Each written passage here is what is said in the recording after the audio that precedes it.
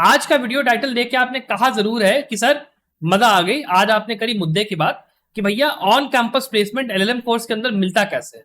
Because अभी तक तो आप लोग 5 ईयर या फिर 3 ईयर एलएलबी कर रहे थे, प्लेसमेंट आपको मिली है नहीं, और अब एलएलएम आपका लास्ट रिजॉर्ट है। तो अब किस तरीके से ऑन कैंपस हमें प्लेसमेंट पानी है एलएलएम के अंदर, उसके बारे में एग्जैक्टली बात करेंगे। कैसे ये काम करता है, प्रोसेस क्या होता है, पूरी चीजें।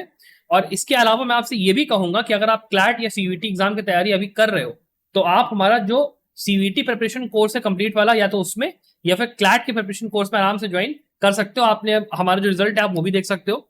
इन दोनों ही कोर्सेज में हम लोग आपको पूरा सिलेबस वीडियो लेक्चर फॉर्मेट में कवर करवा के दे रहे हैं, अलॉन्ग विद आपके मॉक पेपर्स। क्लैट वाले कोर्स में 70 mock papers, along with that 50 आपके सब्जेक्ट वाइज मॉक पेपर्स है।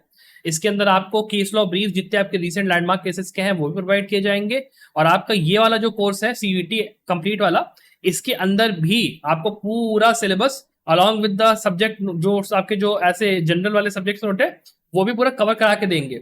इसका जो आपका कॉस्ट है वो आपको 5500 है, और इस वाले कोर्स का कॉस्ट आपका 4500 है। तो अगर आपको एनरोल करना है, आप दोनों में से किसी में भी एनरोल कर सकते हो। अब चलिए बात करना शुरू करते हैं इस बारे में कि आपको ऑन कैंपस प्लेसमेंट यहाँ पे मिलेगी कैसे। तो उसके लिए पहले मैं आपको जो प्लेसमेंट्स होती है उसका थोड़ा सा टाइप समझा दूं। देखिए, एक जो प्लेसमेंट होती है वो होती है ऑफ कैंपस प्लेसमेंट। उसका मतलब क्या होता है कि आप गए, आपने अपने सोर्सेज के थ्रू, शायद आप किसी कंपनी में मान लो आपने इंटर्नशिप करी थी, वहीं से आपने जॉब के लिए अपना अप्लाई करा, आपकी लग गई, तो उसमें कॉलेज का वहां पे कोई लेना देना नहीं है। मतलब जो आपका रिक्रूटर था वो कॉलेज में आके नहीं बैठा, उसने कॉलेज से इंटरेक्ट नहीं करा बिल्कुल भी, आप अपने बलबूते पे गए और आपने प्लेसमेंट पाया। That is called off campus. जो ऑन कैंपस प्लेसमेंट होता है, जो हमारी वीडियो का आज का विषय है, उसमें क्या होता है ना कि आपके और रिक्रूटर, जो आपका जॉब देने वाला यहाँ पे एजेंसी है, उसके बीच में कॉलेज भी रहता है एज ए इंटरमीडियरी। वो कॉलेज अपने पास उसको बुलाएगा, वहां पे आपका इंटरव्यू होगा। हो सकता है इंटरव्यू जो है कॉलेज के ही शायद कुछ लोग वहां बैठे हो सकता है जो रिक्रूटर है वही अपने एचआर वाले बंदे को, या फिर मान लो कोई पार्टनर होगा या कोई भी होगा कंपनी का या आपके लॉ फर्म का, वो आके बैठेगा और वो आपका इंटरव्यू लेगा। That is called on campus placement. और इसके अंदर आप मेहनत उतनी आपकी नहीं होती जितनी ऑफ कैंपस में आपकी होती है। अब बात ये करते हैं कि आपको ये ऑन कैंपस प्लेसमेंट मिलेगी कैसे, क्लैट या फिर सीवीटी एग्जाम के थ्रू में। तो उसका मैं आपको आंसर दूं तो अगर पहले मैं क्लैट का आंसर देता हूं, क्लैट पीजी के थ्रू ये सब काम कैसे होता है।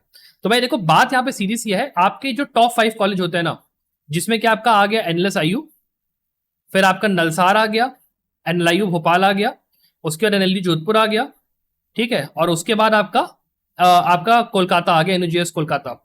ये जो 5 कॉलेज है ना, इनका तब भी प्लेसमेंट का जो रिकॉर्ड है वो ठीक ठाक है। लेकिन इसके नीचे आप जैसे ही जाओगे आपका ट्रैक रिकॉर्ड ऐसे जाता है, जितना लोअर कॉलेज आएगा उतना लोअर वहां पे आपका चांस कम होगा प्लेस होने का। अब ऑन कैंपस प्लेसमेंट की बात करें, होता क्या है जनरली इन कॉलेजेस में कि 2 तरीके से प्लेसमेंट काम करता है। एक होता है फैकल्टी के थ्रू और एक होता है प्लेसमेंट सेल के थ्रू। अब देखिए, आपको पहले ये समझना पड़ेगा कि भाई प्लेसमेंट सेल काम कैसे करती है। होगा क्या कि आपके जो कॉलेज होगा, इन टॉप 5 कॉलेज में क्या होता है, आपका एक प्लेसमेंट कोऑर्डिनेटर या फिर आपकी एक फैकल्टी होगी जो कि प्लेसमेंट देखती होगी। वो जाएगी और जितने भी आपके स्ट्रीम्स होंगे ना, जैसे मान लीजिए मैं एनएलयू भोपाल की बात कर लूं, वहां पे अगर मान लो 3 या 4 स्ट्रीम है, तो हर स्ट्रीम से जाके पूछा जाएगा कि भाई आपके यहाँ से कौन सा ऐसा बंदा है जिसने कि पहले किसी कंपनी में काम करा है, जहां पे वो किसी एचआर को या किसी पार्टनर को या किसी को जानता है, उसको क्या एक्सपीरियंस है। तो ऐसे बंदे आपको वहां पे बहुत मिलेंगे, बिकॉज आपको जो कॉलेज होगा ना, कॉलेज के अंदर केवल फ्रेशर्स यहाँ पे एलएलएम करने नहीं आ रहे हैं, ऐसे लोग भी एलएलएम करने आ रहे हैं जिन्होंने 3-4 साल 5 साल एक किसी जगह पे अपना काम करा है। काम करने की वजह से क्या होता है कि इन लोगों का एक नेटवर्किंग हो चुकी होती है। ये वहां पे इनके जो कॉलीग्स होते हैं वो वहां पे वर्क कर रहे हैं पहले से, या फिर जो एचआर वाला बंदा है वो वर्क कर रहा है, या फिर मान लो वो कंपनी में किसी हायर अप किसी बंदे को जानते हैं कंपनी में या लॉ फॉर्म में, डिपेंड करता है।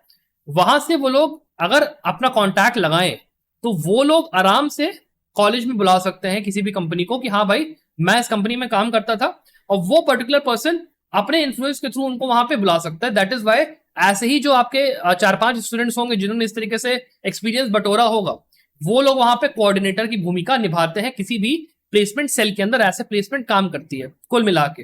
तो एक जो काम आपको करना है वो ये है कि ऐसे जितने भी आपके स्टूडेंट्स हैं जो आपको वहां पे आपके बैच में मिलते हैं, उनसे कोशिश करिए थोड़े से अच्छे रिलेशन बनाने की, थोड़ी सी सिनर्जी बनाने की। बिकॉज अगर वो लोग चाहें तो वो अपने बेसिस पे आपको थोड़ा सा आगे कर सकते हैं कंपेयर टू उन लोगों के जो कि वैसे नॉर्मली वहां पे इंटरव्यू शायद रिक्रूटर को देंगे उनके बुलावे पे, अगर वो रिक्रूटर आता है तब। और अगर आपको पर्सनली वो फी फॉरवर्ड करे तो आपका ज्यादा चांस है वहां पे सिलेक्शन होने का। ये होता है प्रोसेस कि कैसे आपका जो ये वाले आपके स्टूडेंट, जो आपका काउंसिल होता है, जो स्टूडेंट आपकी बॉडी होती है, वो किस तरीके से वर्क करती है। अब जो दूसरा तरीका होता है वो होता है फैकल्टीज के थ्रू। अब जो फैकल्टीज हैं आपके इन कॉलेजेस की, उसमें क्या है कि ये फैकल्टीज, इन लोग के कई ऐसे स्टूडेंट्स हैं जिन्होंने ऑब्वियसली बात है बड़ी बड़ी फर्म्स में काम करा है, बिकॉज अंडर ग्रेजुएट के अंदर इन पांचों कॉलेजेस का बहुत ही अच्छा ट्रैक रिकॉर्ड है। टीयर 1 फर्म्स, टीयर 2 फर्म्स हो गए, या फिर आप बात करते हो बैंक्स के अंदर, जैसे मान लीजिए कोटक महिंद्रा बैंक हो गया, या मान लो कोई भी प्राइवेट बैंक आपका ले लेते हो, उन प्राइवेट बैंक्स के अंदर इन हाउस आपके लीगल मैनेजर्स की जरूरत होती है, काउंसिल्स की जरूरत होती है, कंपनीज के अंदर काउंसिल्स की जरूरत होती है। तो ये जो आपकी फैकल्टीज होती है ना, इनकी वहां पे जान पहचान होती है। तो अब ये काम आपका होता है कि आपको पता करना है कि भाई कौन सी फैकल्टी के कौन से कनेक्शन है। और वो चीज आपको तभी पता चलेगी जब आप उन फैकल्टीज के साथ थोड़ा सा मिलोगे जुलोगे, थोड़ी सी नेटवर्किंग बढ़ाओगे, थोड़ा सा उनसे बात करोगे। बात करने से ही आपको पता चलेगा, या फिर उनके, अगर आपको उनके गुड ग्रेसेस में अगर आप आते हो तो ऑब्वियस सी बात है कि वो आपके बिहाफ पे आपकी सीवी फॉरवर्ड करने में तो आपकी हेल्प कर ही देंगे एक पर्टिकुलर कंपनी में। सेकेंड ऑफ ऑल, ये इस पे भी डिपेंड करता है कि आप किस पर्टिकुलर बैच के हो, मतलब किस पर्टिकुलर स्ट्रीम में हो। अगर आप बिजनेस लॉज में हो तो ऑब्वियसली बात है कोई भी बैंक अगर मान लो आया तो उसको एक ऐसे बंदे के अंदर इंटरेस्ट होगा जो कि कंपनी लॉ में स्पेशलाइज्ड है, या फिर मान लो इंटेलेक्चुअल प्रॉपर्टी की कोई फॉर्म है तो आईपीआर वाला कोई बंदा उसमें स्पेशलाइज होंगी। अब कभी कभी क्या होता है कि थिंक टैंक्स भी होते हैं, ठीक है। थिंक टैंक्स में क्या होता है कि पॉलिसी रिसर्च का काम होता है कि आपको बुलाया जाए, अगर आपको फील्ड वर्क करना है रिसर्च का, वहां पर भी आपकी जो सैलरी होती है काफी अच्छी होती है। तो वहां पर भी अगर आप जा रहे हो तो फिर आप अगर मान लो कॉन्स्टिट्यूशनल लॉ के हो, या फिर आप मान लो यही अपना ह्यूमन राइट्स के हो, या किसी और बैच के हो, क्रिमिनल लॉ के हो, तो थिंक टैंक्स में आपके पास एक अच्छा ऑप्शन होता है कि आपको वहां पे प्लेसमेंट मिल सकती है। और या फिर अगर आप टीचिंग जॉब्स के लिए मान लो अप्लाई करना चाहते हो तो वहां पे पास आपकी एक अच्छी तरीका होता है। और ये जितने भी आपके तरीके होते हैं ना, कि आप एक थिंक टैंक में या फिर किसी कॉलेज में, यहाँ पे जो मेजोरिटी प्लेसमेंट होती है किसी एलएलएम के अंदर ऑन कैंपस में, वो मेजोरिटी आपका समझ लीजिए कि फैकल्टी के थ्रू ही होगा। बिकॉज एक बहुत ही ऑब्वियस सी जो बात है वो ये है कि जो यहाँ पे स्टूडेंट्स हैं जो कि एलएलएम करने आ रहे हैं, वो किसी कॉलेज में पढ़ाते हुए तो ऑब्वियसली नहीं आए होंगे। वो लोग किसी कंपनी में या तो काम करते थे या फिर किसी लॉ फॉर्म में काम करते थे, जिसके के थ्रू वो लोग वहां पे अगर मान लो वो लोग बॉडी के पार्ट है, जो आपका प्लेसमेंट सेल वहां पे बनी है, स्टूडेंट्स की प्लेसमेंट सेल की बॉडी बनी है, अगर उसका पार्ट है तो वो बुला सकते हैं, वरना वो नहीं बुला सकते। तो थिंक टैंक्स में और कॉलेजेस में जो आपके लेक्चरार होती है उसके लिए तो फैकल्टीज को आपको थोड़ा सा वहां पे जाके आप उनको कनेक्शन में ठाना पड़ेगा।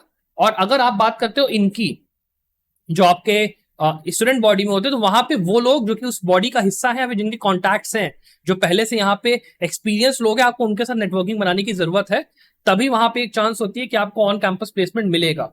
वरना अगर आप एक चीज और भी सोचोगे तो ये भी होता है कि कभी कभी जो रिक्रूटर्स होते हैं उनका अपना खुद का एक क्राइटेरिया है कि भाई हमको यहाँ से टॉप 10 बच्चे या टॉप 20 बच्चे एलएलएम के चाहिए, जिनको कि हम यहाँ पे जॉब अपना देना चाहते हैं। और वो कॉलेज को ही अप्रोच करेंगे, या फिर कॉलेज अगर उनको ब्रोशर भेजेगा अपने स्टूडेंट्स का, ये हमारे स्टूडेंट्स हैं, ये क्राइटेरिया है, तो उसके हिसाब से वो लोग ले सकते हैं।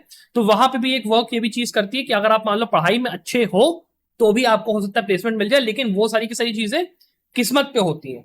अब जरूरी तो नहीं है कि मान लो कोई बैंक है, उस बैंक के अंदर एक साल वैकेंसी निकली लॉ ऑफिसर्स की, लेकिन अगले साल वैकेंसी नहीं निकली, फिर अगले के अगले साल भी निकली, और ईयर होता है 1, एक साल का एलएलएम होता है भाई मुश्किल से।